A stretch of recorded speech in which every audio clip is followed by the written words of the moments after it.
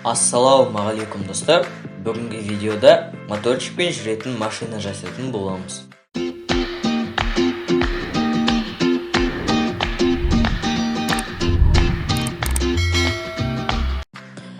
Моторчикпен жүретін машина жасау үшін бізге моторчиктің өзі қажет болады. Мен 130 класстық моторчикті қолданатын боламын.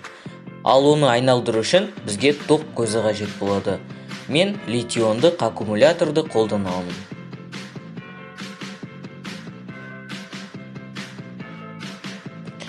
Ал міне біз аккумуляторды да, моторчикті де алдық.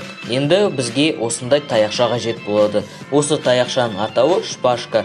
Оны кез келген дүкеннен тапсаңыз болады. Бұл сусын ішуге арналған трубочка. Ол да бізге қазір қажет болады. Ал осы детальдардың барлығы осы картонға орнатылатын болады. Әрине машина дөңгелексіз болмайды, сондықтан бізге дөңгелектер қажет болады. Оның орнына мен осындай бутылканың 4 крышкасын алдым.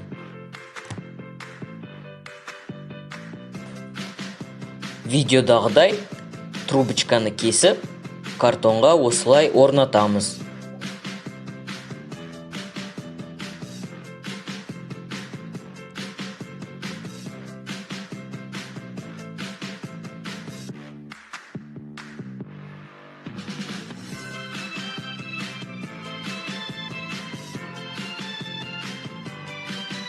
Ал достар, біз картонды да, трубочканы да осылай видеодағыдай кесу керек боламыз. Және ПВХ листтан мен осындай шкив жасадым. Кейінірек оны не үшін екенін көресіздер. Ал қазір шпажканы бөліп, бір жағына крышканы орнатамыз. Ортасына міндетті түрде шкифті саламыз. Және де шкифке ремень ретінде болатын резинка салдық. Енді оны өткізіп, ар жағына тағы да крышканы салу керек боламыз.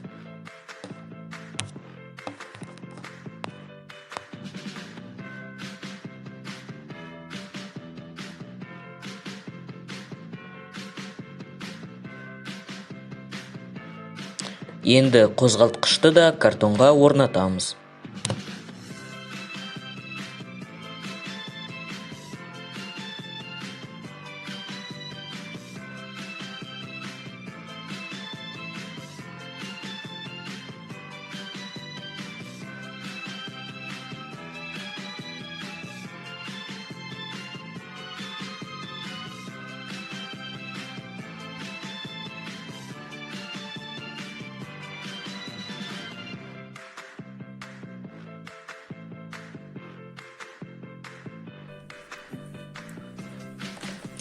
Мен 18650 форматындағы аккумулятор тым ауыр және тым үлкен деп шешіп, жұмыс барысында оны кішірек аккумуляторға ауыстырдым.